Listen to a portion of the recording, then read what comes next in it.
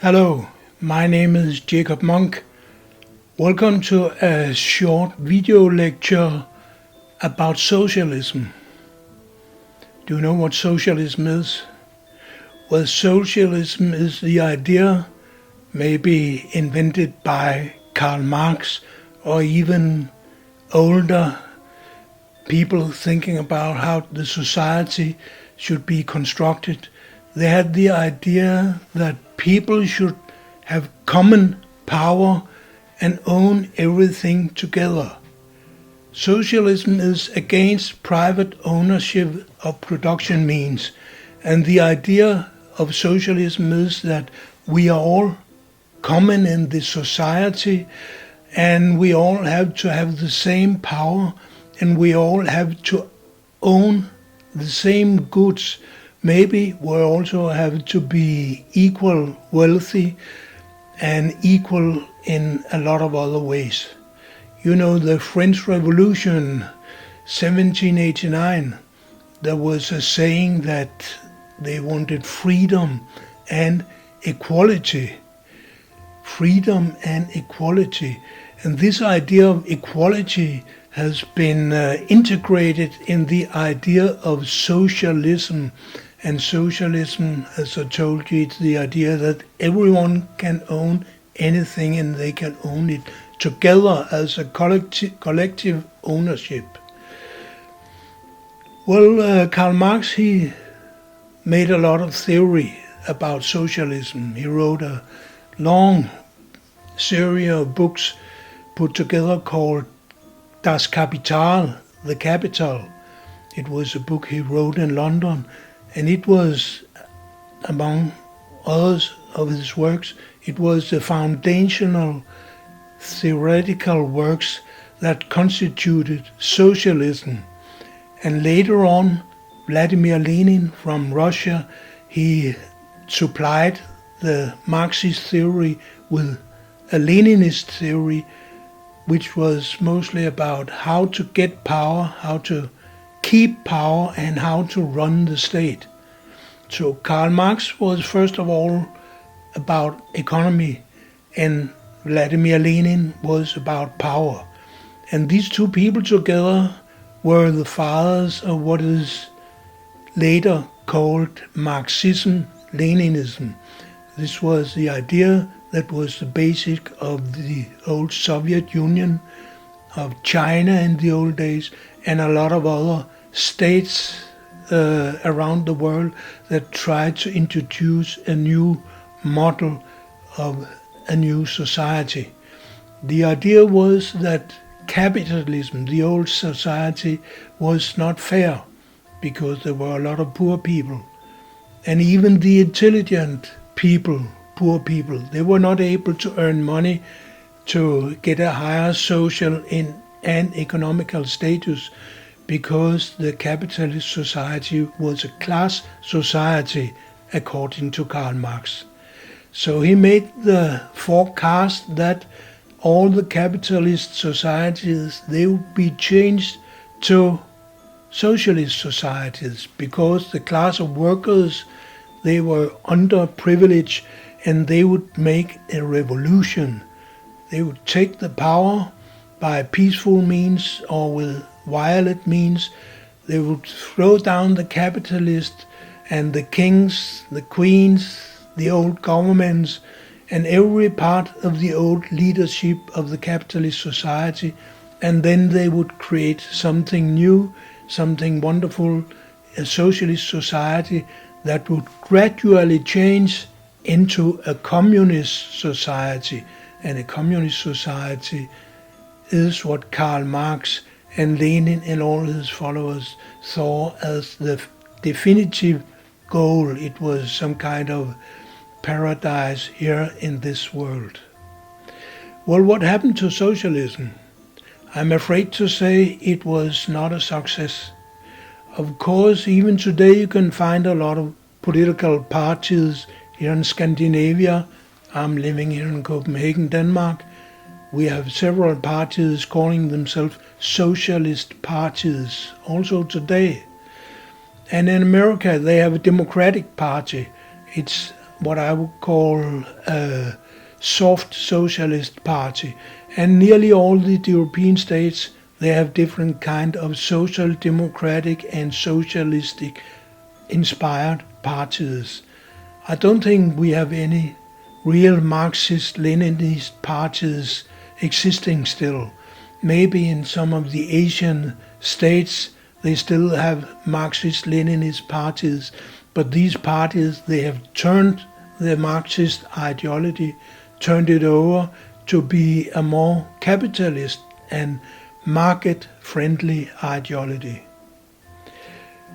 And I think I'm very qualified to talk about socialism, not only because when I was a young man, I was a member of the Danish Communist Party. I had a lot of efforts to study the communist, the Marxist, the socialist ideology. I also traveled in many socialist countries.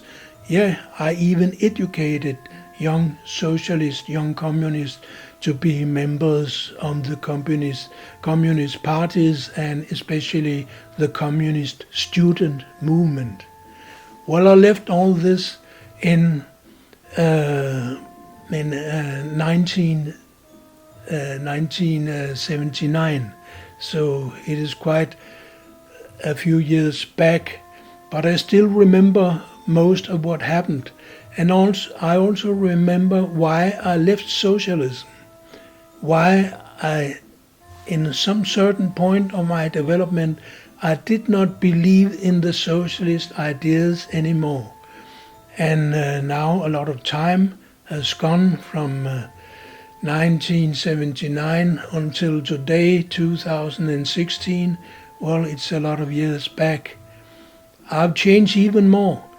Today I really don't believe in socialism. I think the whole idea is harmful for our culture and for the individual being in our country. And therefore I will tell you in short terms why I do not believe in socialism. But before I start up, I'll say, because I don't believe in socialism, that is not the same as saying that ultra-liberalism, anarchism, a society without any state, like Somalia today, should be a wonderful paradise. I don't believe so. I think we have to have some kind of power elite in our society, some kind of state to run a lot of functions that we have to check out altogether. So we have to pay tax, not as much as we pay in the socialist Scandinavian societies, because it's very funny. When I was a young man and a socialist, I thought that Denmark, Scandinavia, Europe was very capitalistic countries. But then I read some American authors, among others Peter Drucker, and today I think that socialism, it is really only existing in Scandinavia.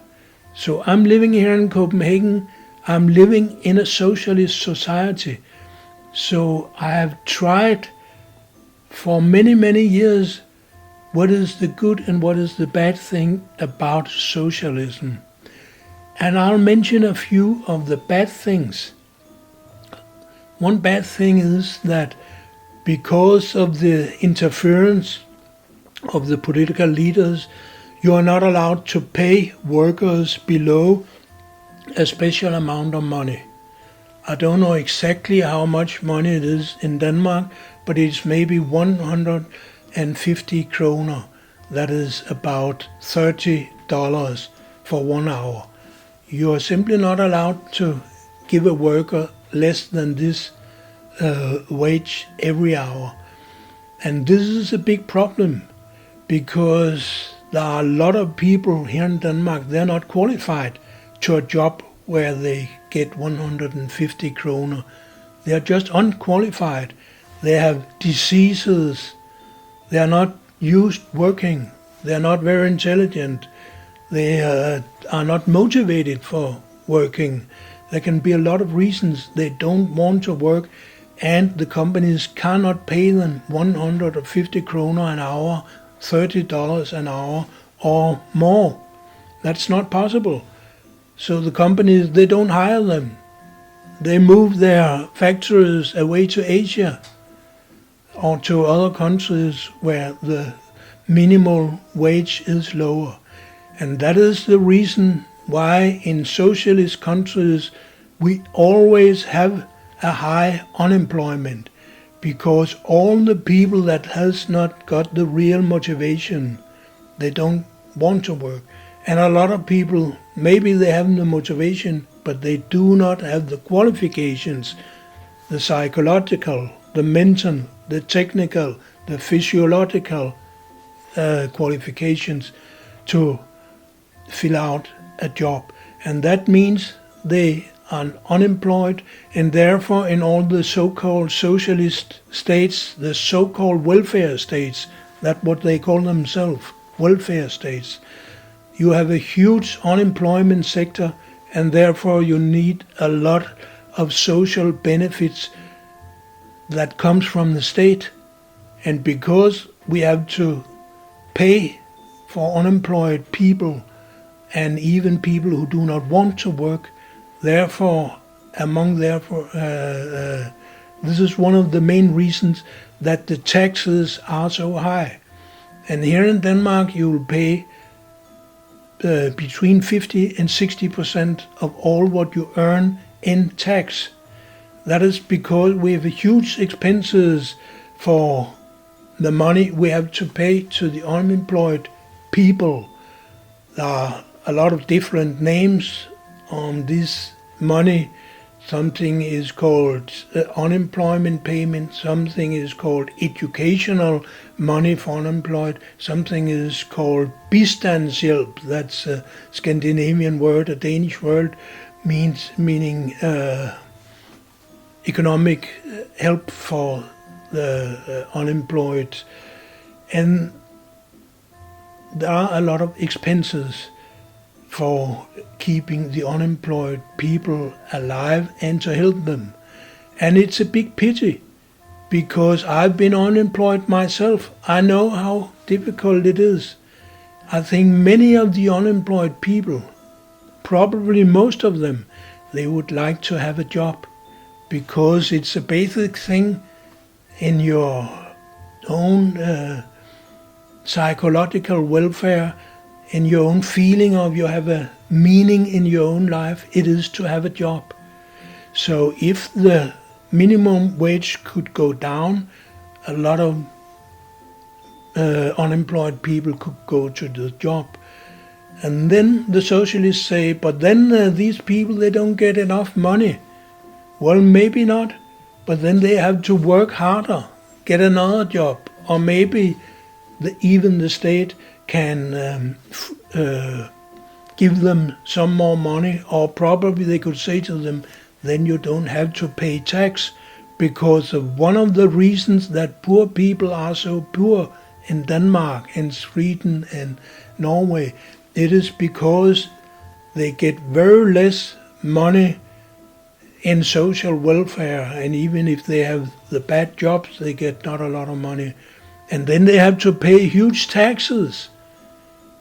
When you have a low wage and high taxes, then you're a poor person, and that is the problem.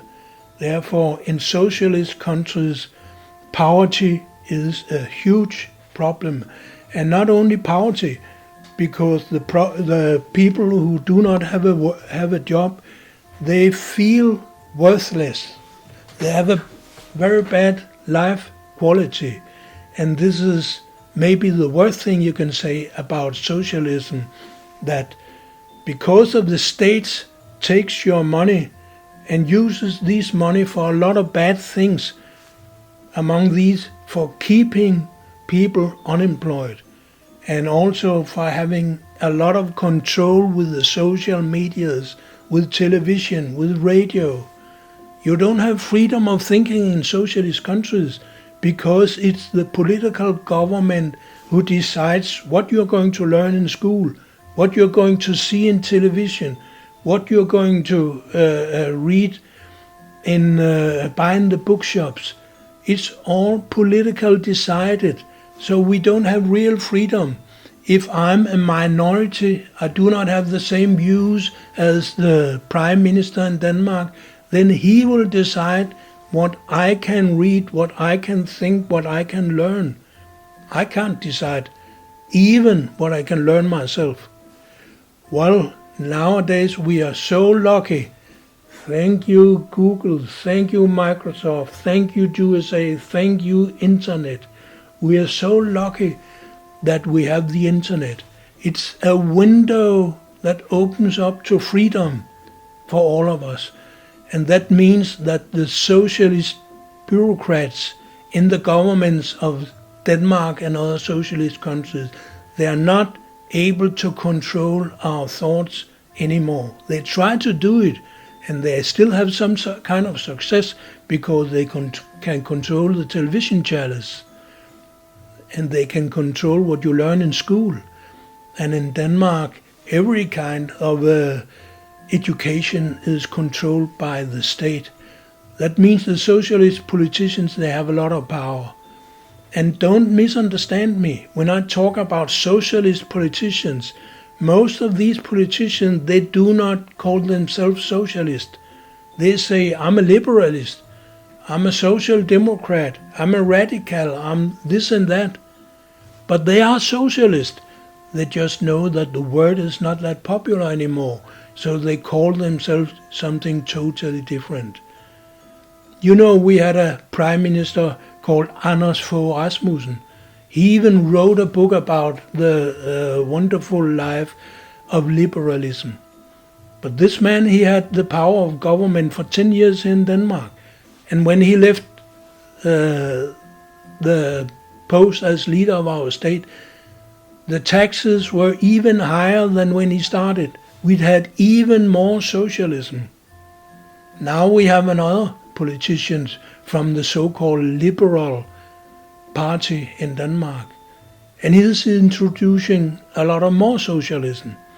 They call themselves liberalist because they want to be popular in the US, but actually they are socialist, repressing the society, making it very, very difficult to get a job, trying to control our way of thinking, and trying to make our population passive and ignorant.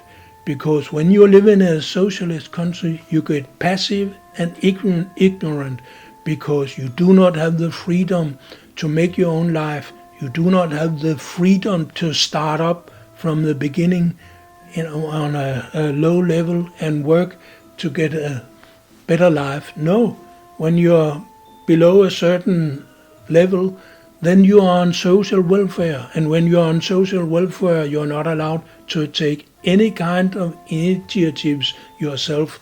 That will be called fraud, and you'll go to prison if you do that. At last, I would say, of course, the socialist governments in Scandinavia, they are anti-religious. Socialism has always been anti-religious. You know, Karl Marx, he was very much against religion. He was a Jew himself, but maybe like other Jews, they are very much against especially the Christian religion, also the Islamic religion and other religions. The socialist leaders in Scandinavia, they're also against religion today. Today in Denmark, it's totally legal to spread pornography, to advertise for homosexual behavior, to divorce, to make abortion, to promote any kind of pornographic trash culture. Well, it's hard for you to understand because you're not living in Denmark, but please come and visit us and open a television channel. Then you'll see what I'm talking about. This is a disgrace for normal people. This is a disgrace for a nation that once was a Christian nation. And the same goes for most of Europe. where we have these tendencies. Since the French Revolution, Christianity has not had any real influence in Europe, and that's the problem. Another religion is ruling, and that's why we are going down the drain, not only in an economical sense, but also in a cultural sense. And the Americans, they are exploiting us. They try to prevent us from working together with the Christian Russia. They try to prevent us from uniting and having a real united Europe where the economy could grow. They want to split us so we fight against each other, and they want us all to be dependent on the US. And don't mistake me, don't misunderstand me. I like the US, I just don't like the US foreign policy. And I want to have the freedom to control my own life, to control my own thoughts, to travel and to make my own life the way I want. Therefore, I do not accept socialism, not even in Denmark today, in Germany, France, Norway, Sweden, and all the other European and Scandinavian countries where socialist ideology is the prevailing, the dominant ideology. This is very harmful, and I hope it will change. Thank you.